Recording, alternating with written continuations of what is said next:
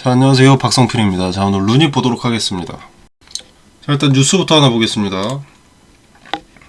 자, 국내 의료 AI 흑자전환 요원, 멀어지는 질적 성장. 자, 루닛이 매출은 크게 늘었죠. 매출이 상당히 크게 늘었는데 손실 규모도 덩달아서 늘어났습니다. 적자는 확대가 됐다는 거죠. 이익이 줄어들었다는 겁니다. 자, 영리를 추구하는 기업이 이윤이 줄어들었다면 당장에 좋은 일일까요? 나쁜 일일까요? 당연히 좋지 않죠. 자, 당장의 실적은 주가 상승에 도움이 되지 않습니다. 자, 보고 싶은 것만 보고 듣고 싶은 것만 듣는 자세는 좋지 않습니다. 최대 매출을 찍었다는 사실만 보고 영업이익이 줄었다는 사실을 보지 않으시는 분들이 많으신 것 같은데, 핵심은 영업이익이고 객관적으로 냉정하게 지표들을 보셔야 됩니다. 지금 당장은 루닛의 실적이 주가에 도움이 되지 않습니다. 매출이 갑자기 크게 늘어난 것도 볼파라 인수로 연결재무제표 때문에 늘어난 거고요. 물론 적자 확대도 볼파라 인수에 따른 비용과 이제 해외 사업을 위해서 투자 비용이 늘어났기 때문에 적자가 이어지는 겁니다. 단기적으로는 부정적이고 장기적으로는 긍정적입니다. 자, 매출 같은 경우에는 볼파라 인수로 인해서 볼파라의 매출이 재무제표에 더해지면서 그냥 부풀어졌을 뿐이기에 긍정적으로 볼 이유가 없고, 영업이익 손실폭이 커진 것은 기업의 투자, 볼파라 인수 비용과 투자 비용이기 때문에 악재로 볼 것도 없는 거죠. 쉽게 말해서 주가 변동에 큰 영향을 줄 수가 없다는 겁니다. 위로든 아래로든. 자, 근데 이제 차트를 보면 조금 위험합니다. 자, 루닛에 투자를 하신 분들이라면 최근 헤드앤숄더 패턴이라는 것을 반드시 들어보셨을 겁니다. 자, 일단 헤드앤숄더 차트 패턴은 이렇게 생겼습니다. 전형적인 하락 패턴이고요. 루닛의 차트를 다시 한번 보겠습니다. 어떻습니까? 대충 봐도 유사하죠. 자, 보시면은 여기 왼쪽 어깨라고 되어 있죠. 그리고 오른쪽 어깨가 더 높습니다. 자, 루닛의 왼쪽 어깨는 여기에 있습니다. 그리고 오른쪽 어깨는 여기에 있고요. 자, 그리고 넥라인은 여기가 되겠죠. 1파, 2파의 지지, 그리고 3파, 4파의 지지. 여기가 수렴된 자리가 넥라인입니다. 자, 일단 현 주가가 오른쪽 어깨 쪽에 가깝게 있는데, 이 오른쪽 어깨 돌파하지 못하면 헤드앤숄더로 가는 건 명확하고요. 자, 그럼 2월 4일부터 이렇게 3거래일 연속 상승하는 건 무엇이냐? 헤드앤숄더 패턴인데 왜 올랐냐? 라고 하실 수 있는데, 자, 이것은 매수 주체를 모집하는 주도 주체의 함정, 트랩이라고 볼 수가 있습니다. 자, 차트에서 수많은 패턴 중 헤드앤숄더는 웬만한 개인들도 알고 있는 패턴이죠. 유명한 것은 이유가 있습니다. 차트 패턴의 역사를 지나고 나서 보면 결국 패턴대로 흘러갔기 때문입니다. 루닛의 차트는 헤드앤숄더 패턴의 교과서라고 해도 될 정도로 정확하게 같습니다. 자, 이렇게 대놓고 패턴이 나오게 되는 이유는 수많은 물량을 매집했던 주도 주체가 보유한 물량은 많은데 단 한 차례에 털어낼 수 없을 정도로 개인들의 매수세가 약해서 개인들의 매수세를 자극해야 그 많은 물량을 분할로 팔아 넘길 수 있기 때문에 상승과 하락을 반복하게 되면서 나오는 겁니다. 자, 그리고 상승을 유도하려면 자전거래든 통정거래든 자금이 일단 소모가 되겠죠. 뭐 하다못해 수수료라도 소모가 되는데, 자, 그 물량이 많기 때문에 적지 않은 돈이 들 겁니다. 사실 패턴 없이 전고점을 넘어버리는 상승세를 개인들에게 보여주면 개인들의 매수세는 쉽게 꼬이겠지만 그만큼 자금이 많이 들기 때문에 어렵습니다. 일단 자전거래로 주가를 전고점을 돌파하게 만드는 것은 단일 계좌 상위 거래 종목에 지정이 되어버리고 단기간 상승으로 투자주의, 투자 경고, 투자 위험 등의 딱지가 붙게 되죠. 그럼 개인들의 매수세가 오히려 위축됩니다. 그래서 분할로서 올렸다가 팔아치우고 올렸다가 팔아치우고 올렸다가 팔아치우고 하는 겁니다. 분할로 개인들을 꼬시는 거라는 거죠. 단일 계좌 상위 거래 종목도 피하고 투자주의, 투자 경고, 위험 등의 딱지들도 피할 수 있는 거죠. 그 직거래를 늘 해왔고 이것을 유심히 지켜보니까 어떤 특정한 패턴이라는 것이 보이기 시작한 거라는 겁니다. 최저점부터 최고점까지 만들어내는 것이 아니라 중간층에서 이렇게 왔다 갔다 하면서 물량을 정리하고 수익을 챙겨가는 겁니다. 그 과정에 일정한 패턴이 동반될 수밖에 없는데 그게 헤드앤숄더 패턴이 되는 거고요.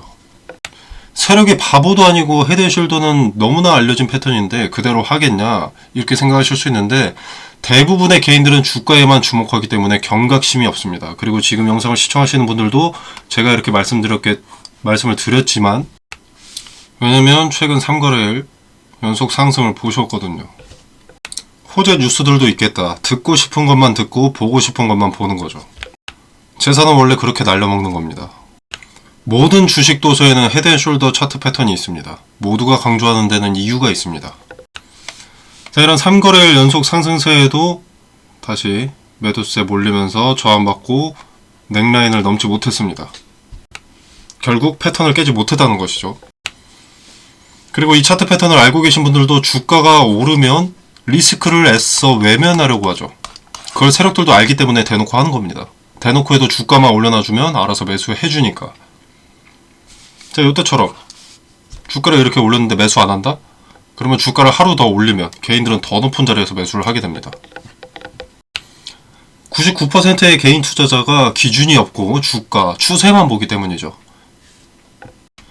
자, 여기까지 듣고 기분이 나쁘지 않고 아차 싶으신 분들은 99%에서 벗어나실 수가 있는 겁니다. 냉철하게 리스크를 배제하는 투자를 하실 준비가 되신 분들인 거죠. 그리고 이제 호재가 전고점을 뚫을 만큼 강력했다라면 이 패턴은 여기서 이렇게 만들어지지도 않았습니다. 자, 그리고 루닛을 좀 크게 볼까요? 헤드앤숄더는 한 차례 더 있었습니다. 자, 딱 보이시죠? 요렇게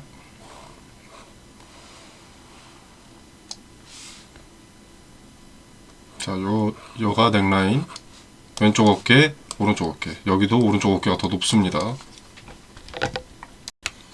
너무 똑같이 생기지 않았나요?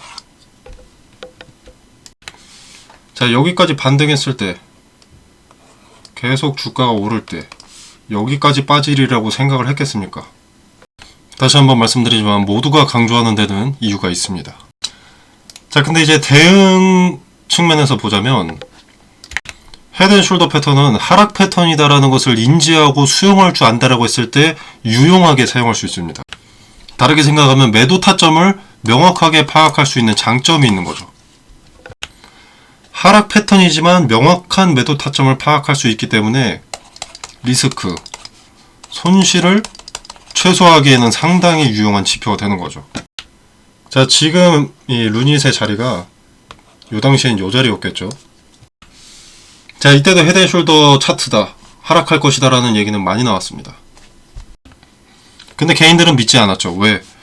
하루 주가 상승, 추세에만 집중을 했으니까. 자, 그 결과는 보시다시피 10만원대에서 2만원대까지 내려갈 정도로 큰 타격을 입게 됐죠. 자, 근데 여러분이 과거의 데이터를 통해서 이번에 대응을 한다, 나는 하락 패턴인 것을 인지하고 수용하겠다, 리스크를 최소화하겠다라고 한다면 상대적으로 높은 자리에 이런 추세를 다 먹고 이런 높은 자리에 매도 타점을 잡을 수가 있는 것이죠. 마냥 기다리신다면 이런 자리에 파시는 거고요. 자, 매도 타점을 잡는 기준은 명확합니다. 오른쪽 어깨 라인,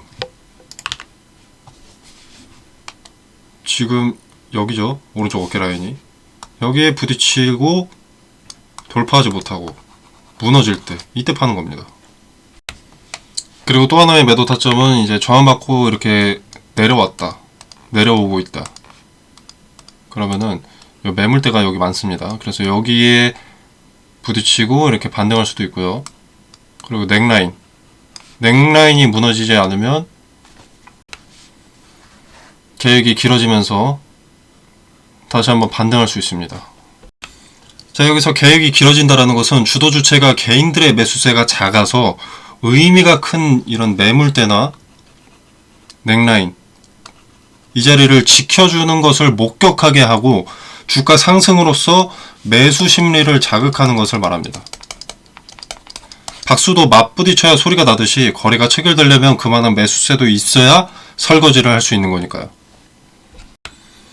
그래서 매도 타점을 잡을 때는 오른쪽 어깨 라인에 근접했을 때나 혹은 돌파 시도가 있었으나 무너질 때, 그리고 이제 내려올 때는 의미가 큰 매물대와 넥라인에 지지받고 반등한 뒤에 꺾이기 시작할 때, 둘 모두 매수 주체를 모집한 뒤에 팔아넘기기 시작했다라는 근거가 되기 때문에 매도 타점으로 보는 겁니다. 그리고 꺾이기 시작할 때 거래가 동반됐다면 더 확실해지는 거고요. 자, 그리고 이런 각각의 자리에 분할로 대응하는 것도 리스크를 최소화하는 방법이기 때문에 좋은 대응이라고 보고요. 자, 텔레그램 방에서 디테일을 설명드릴 겁니다. 설명드리지 않은 근거들도 함께 설명을 드릴 거고요. 자, 근데 대응이라는 영역은 실시간이 전제입니다. 그죠? 지금 제가 말씀드리는 것은 대응이라기보다는 대처 방안입니다. 또는 대비. 자, 그래서 실시간 대응은 텔레그램 방에서 각각의 자리에서 근거를 포착해 설명드리도록 하겠습니다. 호랑이 굴에 들어가도 정신만 차리면 산다고 했습니다. 실시간으로 대응하는 것이 본업 때문에 쉽지 않고 분할로 대응하는 것이 귀찮을 수 있지만 반드시 하셔야 리스크, 손실이라면 손실은 최소화하고 수익이라면 수익을 극대화할 수 있습니다. 자, 따라해보지 않으실 분들도 제가 말씀드리는 타점과 근거들이 맞아 떨어지는지 지켜라도 보시길 바랍니다. 자, 그래야 여러분의 다음 대응에는 냉정함과 현명함이 동반될 수 있을 거라고 생각합니다. 자, 텔레그램방 링크는 영상 설명란에 보시면 여기 더보기 버튼이 있고요. 이 버튼을 누르시면 이렇게 기재가 되어 있습니다. 자, 이 공간 안에서 제공되는 정보 일체의 금전을 요구하지 않습니다. 투자의 기준과 근거들을 설명드리고요. 개별 종목 대응 이외에도 루닛 대응 이외에도 추천 종목이나 검색기 설정법, 종가 매매 꿀팁 등 여러가지 투자에 도움되는 정보들을 공유하고 있으니까요. 한번 확인해 보시길 바라겠습니다.